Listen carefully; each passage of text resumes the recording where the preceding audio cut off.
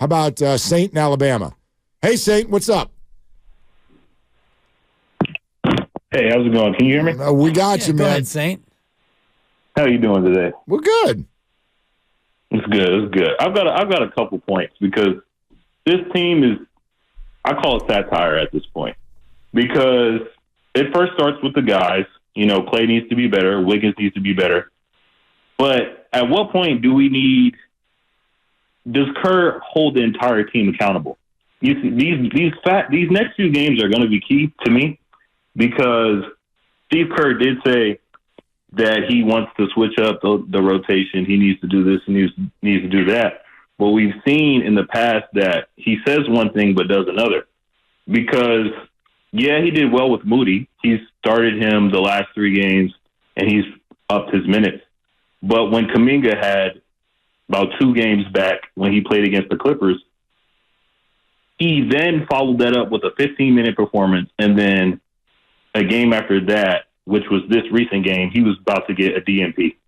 So at what point do we ask, well, we can't do anything, but at what point can Kerr look at his situation and be like, hey, our guys aren't good enough. When are we going to switch things up? When are we going to inject some energy and youth? We saw Pods. We saw Moody. Moody was our best player in the first half. He was out there grabbing boards. He was out there getting second chance opportunities. And Pods always gives energy. He always riles up the crowd, but defensive stops.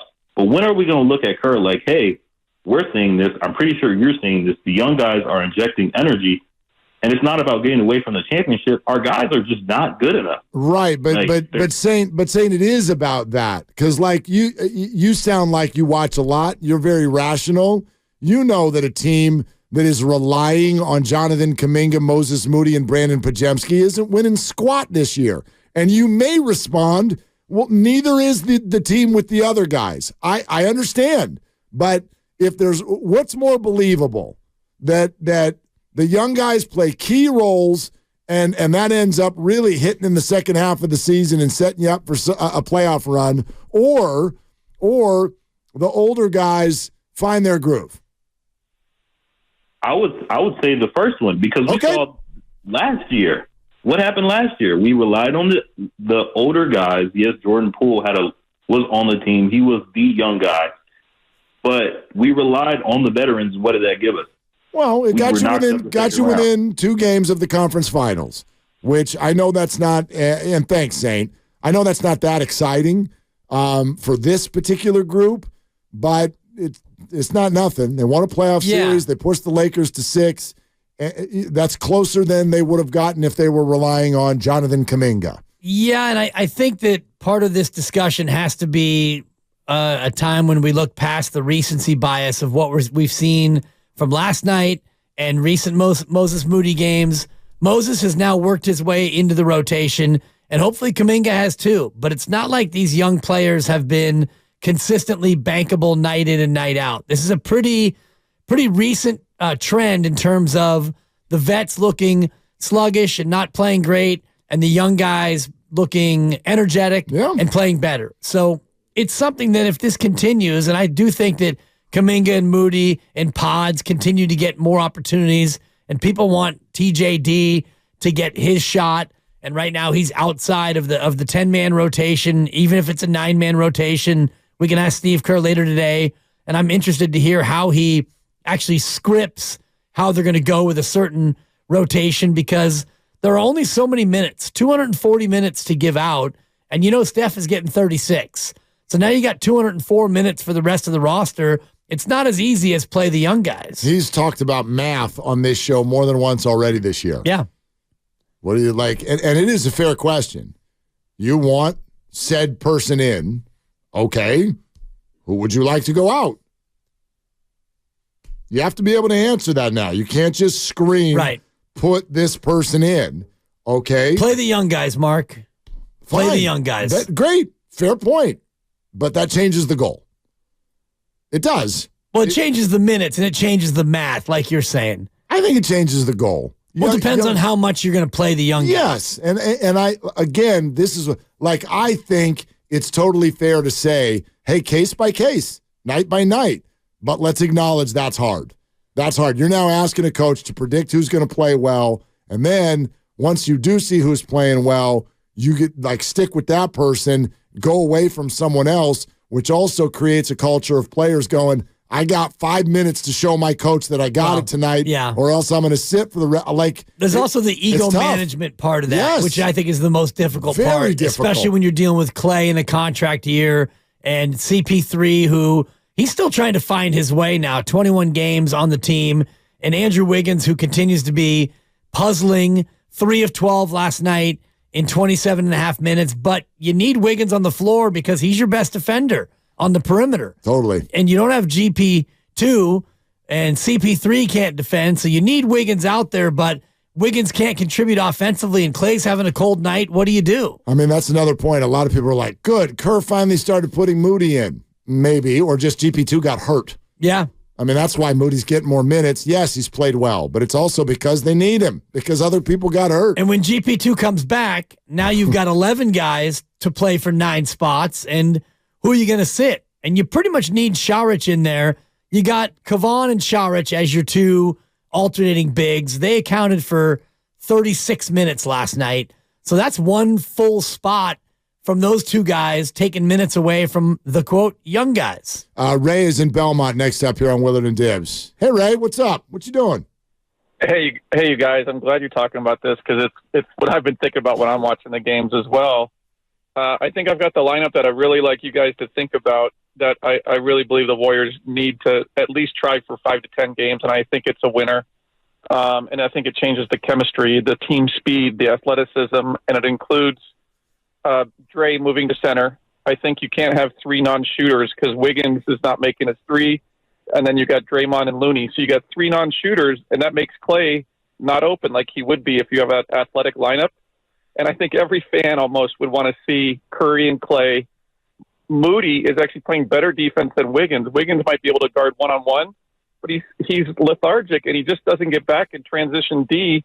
So then like a team like the Thunder, they can put up 140 in regulation against us, and it's more about that defensive attitude. And Moody and Kuminga as your forwards all of a sudden brings this total athleticism. So if you play Curry, Clay, Moody, Kuminga, Draymond, you've got a front court that's so athletic, and it just changes the chemistry. It changes the speed, and I feel like that's the lineup that you almost have to go to rather than what we're putting out there. Ray, thanks very much. I think the lineup change that you just mentioned, I've and this is not to water down your point at all. It's actually to do the opposite. I've seen this everywhere. A lot of people want Kuminga and Moody in, Wiggins and Looney out. What do you think? I don't, in the starting lineup, I don't like it because what Kevon Looney does at his best is not replicated by bringing in those other 2 guys off the bench. Kevon sets good picks. He plays good defense in the post, and he can rebound. Now, he hasn't rebounded like he has in the past, but that's what he provides. And Kevon gets you that opening stretch in the first.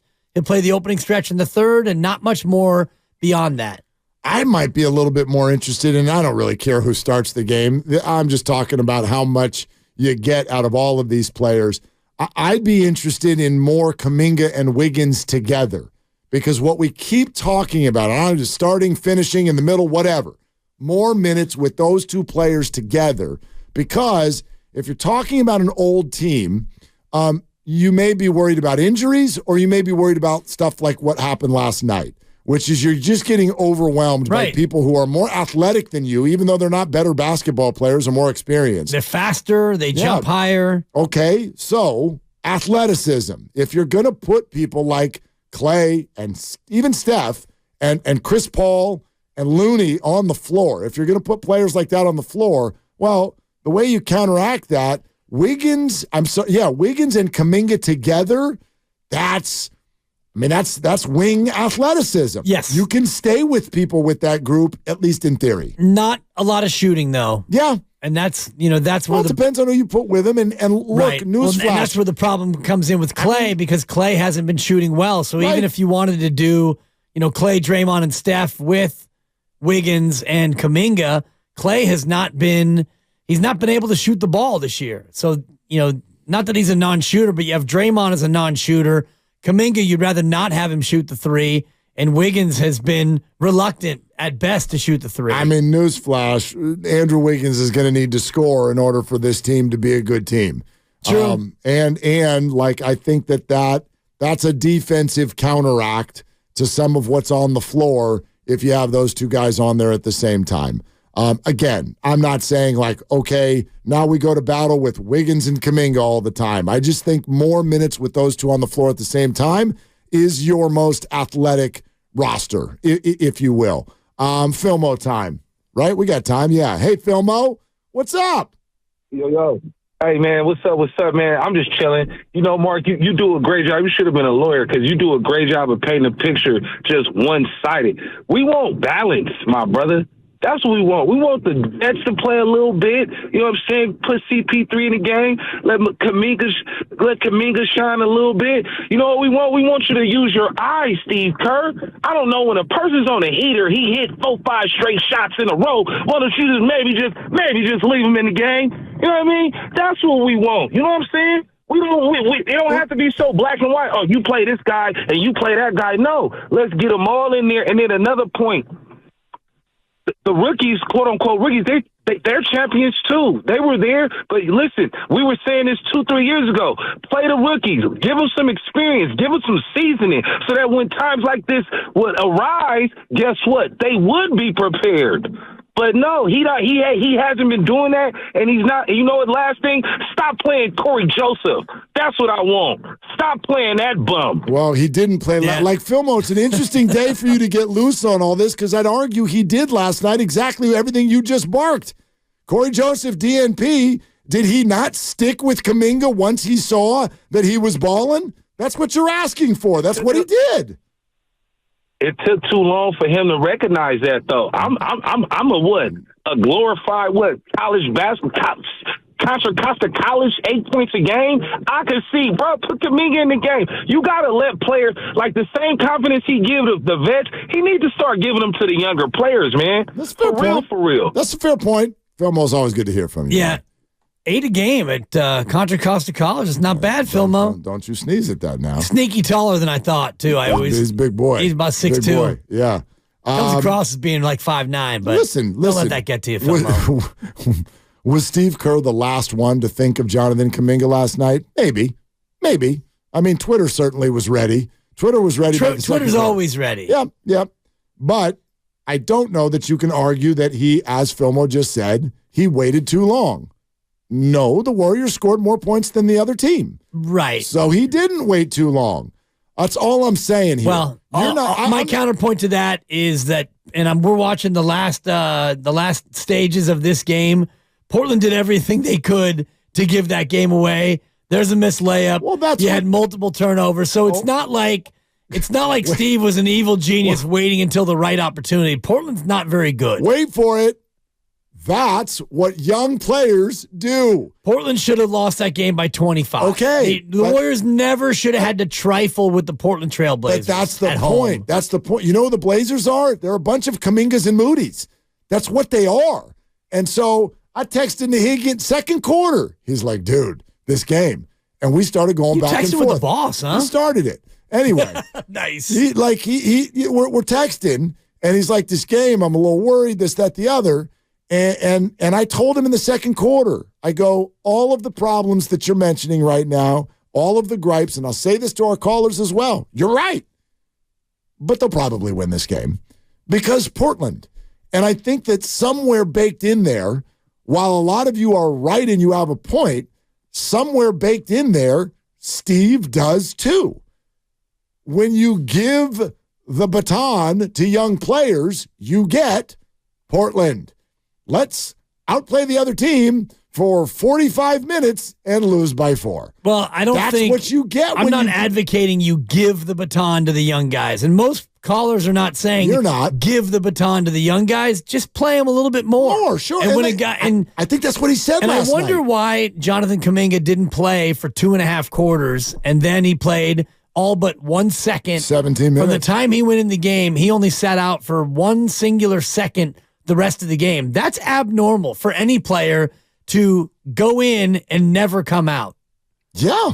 I mean, they needed him. They needed every second. But even for like a minute, we're going to give you 2 minutes and put you back in. He didn't sit once. Why no Kuminga to start the game is a completely fair question. We'll ask it, although I do feel like I can already tell you the answer. Or why no Kuminga in the first half? Math. And then, I mean, the math of... That's what he's going to say. Okay, who do you want me to take out? And how did I know that person wasn't going to play well last night? I mean, because you're sitting there courtside and you could see that player's not playing well. Right, and when they got to the second half, they pivoted. So, like, that's all I'm saying. He's in a very tough spot. Well, it's tough because you got a guy in a contract year. Yeah. And he played 16 and a half minutes. He led the team in minutes in the first half. 0 of 5 from the floor, 0 of 4 from 3, and he was a minus 15. Yeah. Klay Thompson. So that, honestly, is the rat on the table brought to you by Atco Pest Control. Absolutely. Klay Thompson is not playing well, and he's in a contract year. But so what's Steve going to do about that? What did we love so much about Bruce Bochy? He won 3 titles. I'm going to stick with my guys. Listen. But not if a pitcher goes out there and gives up 6 earned in 3 1/3. He's not going to stick with them. No. We're going to go, I need the ball from you. And that's what he did. Did he wait 5 minutes too long, 10 minutes too long? Did he do it right at the right time? We can have that conversation. I'm not disagreeing with anything you're saying. Yeah. Not even a little bit. I'm just acknowledging that what everyone's asking for is a little bit of a tough spot.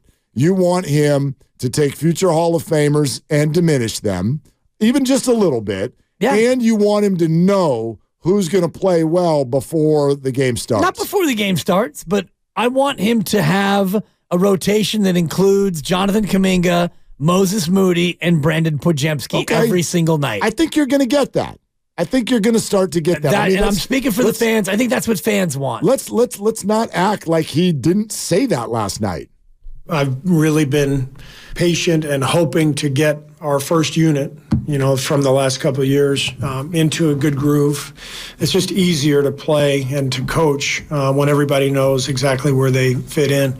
And role players, it's easier to play a role when, there's kind of a set rotation and, the stars are playing well and all that. So everything, the puzzle kind of fits. So to be honest, the puzzle hasn't fit this year, and we've had a lot of guys playing well, but we may have to think about moving the starting lineup around game to game depending on who we're facing. I'd still prefer to get something solid, but we haven't really established anything this year, and we're a quarter of the way through, so there's definitely a lot of thought that's going to have to go into this. Steve Kerr thinks the same thing you all do.